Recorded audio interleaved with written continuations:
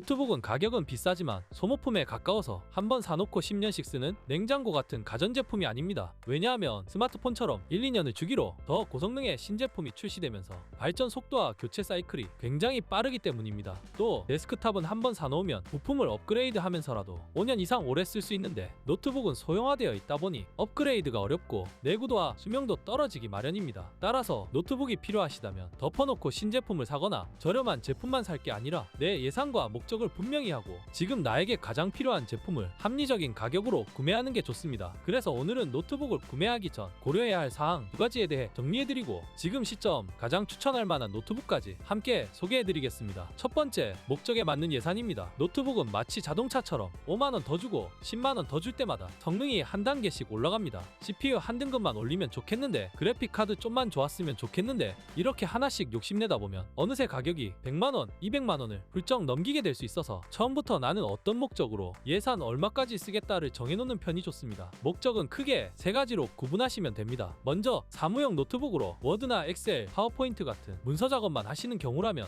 60에서 80만원 이내의 외산 브랜드에서도 괜찮은 성능을 구매할 수 있고 여기에서 휴대성을 챙길수록 가격이 올라갑니다. 다음으로 영상 편집이나 포토샵, 캐드 같은 그래픽 작업을 원하시거나 주식 HTS처럼 반응이 빨라야 하는 프로그램을 사용해야 한다면 사무용보다는 조금 더 높은 성능이 필요합니다. 100만원 안팎이면 괜찮은 편인데 여기에서 디스플레이 품질을 올리거나 4K 해상도 편집까지 필요하다면 가격이 올라가게 됩니다. 마지막으로 게임이 목적이라면 얘기가 완전히 달라집니다. 게임마다도 요구 성능이 천차만별이라 100만원 미만의 게이밍 노트북으로는 롤이나 피파 온라인 같은 캐주얼 게임은 풀옵션으로 즐길 수 있지만 배틀그라운드는 중상업 정도만 즐길 수 있고 만약 디아블로4나 검은사막, 호그와트 레거시 같은 고사양 게임을 프레임 드랍 없이 즐기고 싶다면 최소 100만원 이상, 어쩌면 200만원 가까이 비싼 값을 지불해야 하는 경우가 많습니다. 따라서 사무용, 그래픽 작업용, 게임용 이 세 가지 목적 중에서 나는 어느 쪽에 가깝다는 것을 분명하게 정해야 합니다. 그러면 성능이 어느 정도 필요한지 대략적으로 예상할 수 있고 그 중에서 할인하는 제품을 고르면 됩니다. 두 번째 고려사항은 성능입니다. 노트북 상세 페이지를 보면 용어가 너무 어렵고 복잡합니다. 어렵게 설명하면 한없이 어렵다 보니 소비자 입장에서 꼭 필요한 정보만 간략하게 설명해드리겠습니다.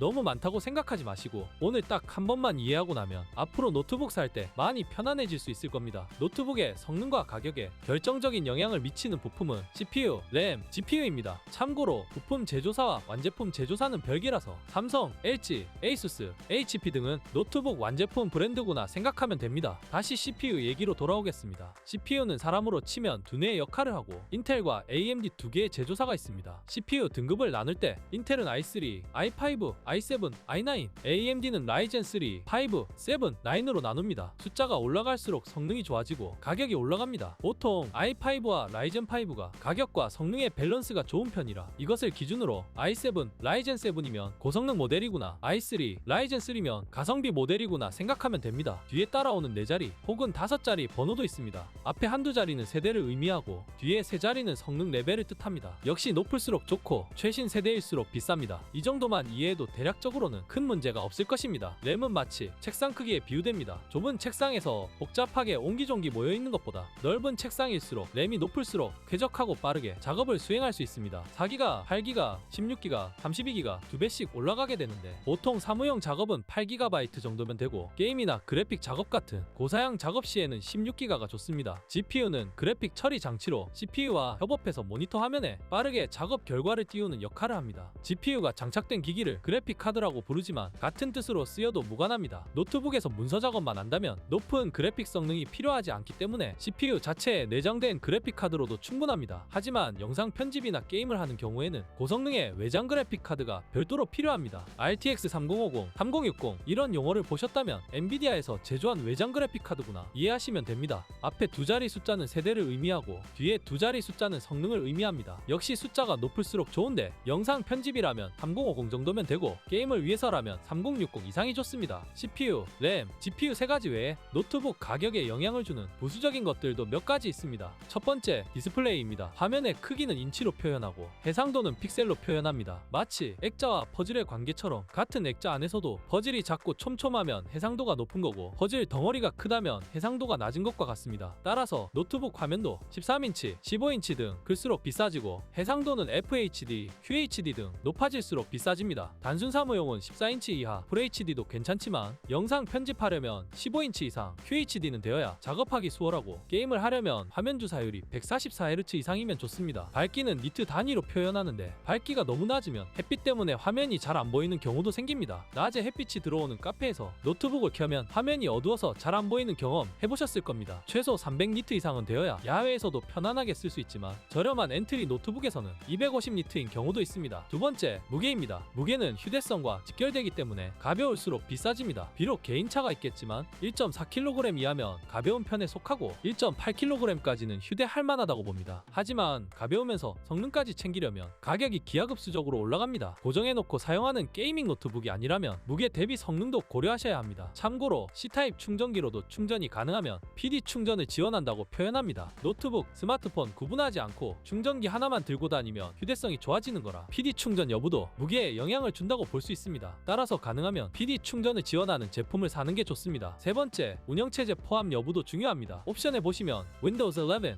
Home Edition이 포함된 제품이 있고 FreeDOS라고 써있는 제품이 있습니다. 윈도우 11이 포함된 제품을 구매하면 정품 인증 절차 없이 윈도우 설치할 필요 없이 개봉 후에 바로 사용할 수 있다는 장점이 있지만 그만큼 가격이 비싸지기 마련입니다. 그래서 가성비를 원하시는 분들 혹은 이미 윈도우 정품 키를 가지고 있거나 설치가 어렵지 않으신 분들이라면 더 저렴한 FreeDOS 제품을 선택해도 됩니다. 이 정도 머릿속에 정리가 되셨다면 노트북을 구매하는 데에는 핵심적인 정보는 다 이해하신 겁니다. 다음으로는 현 시점 용도별로 가성비 좋은 제품들을 몇 가지 소개해드리겠습니다. 첫 번째, 사무용 노트북으로는 LG전자의 울트라 PC 엣지가 지금 가성비가 좋습니다. 스펙부터 살펴보겠습니다. CPU는 AMD Ryzen 5 5625U, 램은 16GB, GPU는 AMD 라데온 내장 그래픽, SSD는 256GB, 화면은 16인치의 WQXGA 해상도, 무게는 1.47kg, 윈도우 11 포함된 제품입니다. 많이들 알고 계신 LG 그램은 무게가 정말 가벼운 만큼 가격이 넘사벽으로 올라가서 예산이 빡빡하신 분들이라면 선택하기 힘드셨을 겁니다. 그렇다고 HP 노트북이나 ASUS 젠북 같은 외산 노트북들은 저렴하긴 한데 AES가 걱정되기도 하고 무게도 가벼운 편은 아닙니다. 하지만 울트라 PC 엣지 이 제품은 그 중간에서 딱 절충이 됩니다. 1.47kg의 무게로 휴대하기에 큰 부담이 없고 Ryzen 5 CPU에 램도 16GB라서 문서 작업으로는 넘치는 스펙입니다. GPU가 없다는 점이 아쉽지만 라이젠 5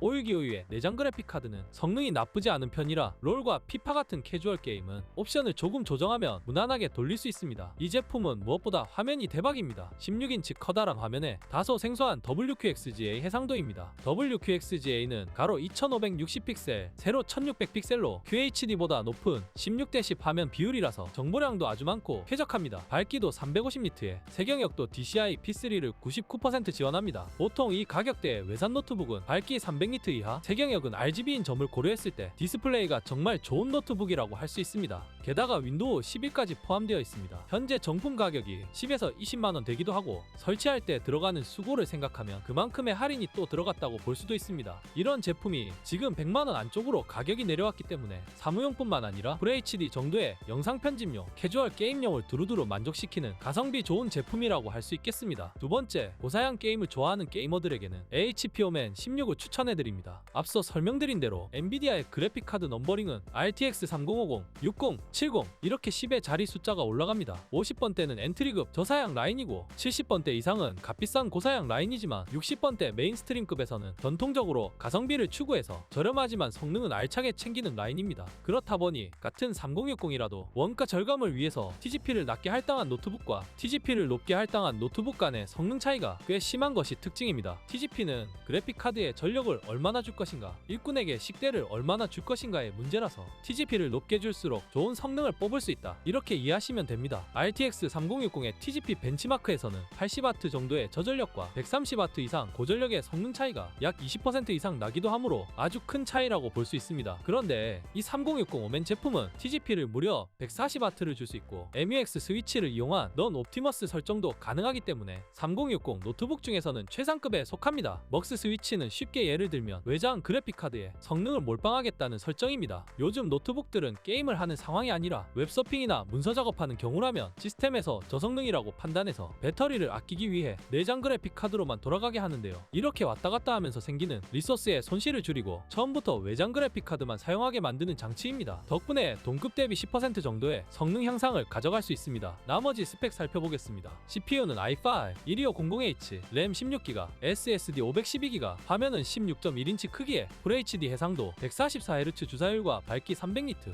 무게는 2.4kg입니다. 최종 할인가는 약 116만원입니다. 게이밍 노트북으로서 가성비가 참 좋은 제품인데 장점이 또 한 가지 더 있습니다. 바로 윈도우 11이 포함되어 있다는 것인데요. 실질적으로는 100만원대에 가까운 제품이라고 볼 수 있겠습니다. 오늘 노트북을 고르는 방법과 지금 시점에 가성비 있는 제품 두 가지를 소개해드렸습니다. 혹시 노트북 좀 아시는 분들은 인텔 13세대에 RTX 4000번대의 제품들이 속속들이 출시되고 있는 현 시점에서 왜 9세대만 이야기하냐 이렇게 얘기하실 수도 있습니다. 서두에 말씀드린 대로 가성비의 관점에서 아직은 가격 대비 성능 향상분이 그렇게 뛰어나다고 생각하지 않기 때문에 따로 신제품 소개는 해드리지 않았습니다. 만약에 할인이 들어간다면 꼭 영상으로 만들어서 공유하겠습니다. 추천 제품을 구매하고 싶으시다면 더보기란이나 고정 댓글에 링크를 통해 구매 부탁드립니다. 채널 운영에 큰 힘이 됩니다. 앞으로 좋은 제품으로 만나볼 수 있도록 구독, 좋아요, 알림 설정도 잊지 마시기 바랍니다. 감사합니다.